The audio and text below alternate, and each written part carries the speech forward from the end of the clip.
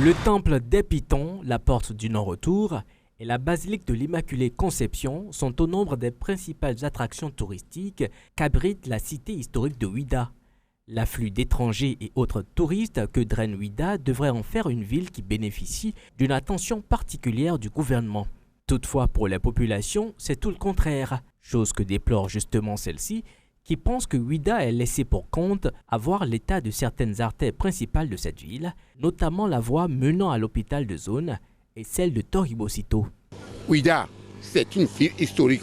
Et puis au pied des zones de Ouidah, vraiment la voie, c'est vraiment poussière, tout, non.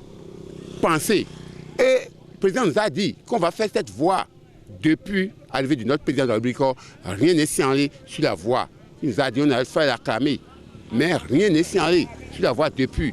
Nous sommes en train de souffrir pour la voie. Au moins, s'il n'y a pas de pavé, au moins du goudron sur la voie, on nous gratte ça. On nous gratte ça. Le gradin vient gratter. Non, ce n'est pas bon. Nous voulons cette voie, n'a qu'à nous faire à Ouidah. L'état de cette voie est complètement dégradé. Il y a trop de tombeaux ouverts sur cette voie. Mais chaque jour, là, les usagers là, font des accidents sur cette voie. Il y a trop de blessés, même des morts. Il faut que cette voie soit réfectionnée, soit bitumée pour que les malades que les gens transportent d'urgence de l'hôpital de zone et peut-être au CNHU, qu'on puisse trouver une solution pour eux qui puissent se sentir bien quoi, dans leur chair, dans leur peau. Vous voyez, non? Précisément la voie de Tori, je connais bien cette voie-là. C'est Yaïboni qui nous a donné ce beau cadeau avant de partir. Mais cette voie-là est vraiment détruite. Il y a des trous par-ci, par-là, vous ne pouvez même pas circuler librement.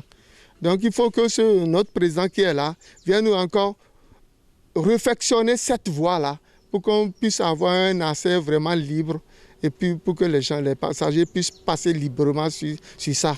Bien que plusieurs régimes se soient succédés à la tête du pays, cette situation persiste. C'est regrettable quoi, qu'on ne puisse pas quand même aménager cette voie qui mène de Bénin à l'hôpital de zone. Vraiment, les mots me manquent, je ne sais quoi dire. Presque tous les présidents ont pris presque tous les présidents qui ont pris au Bénin ont été choisis pour diriger le Bénin durant 20 ans. La voie est restée telle qu'elle est jusqu'à présent.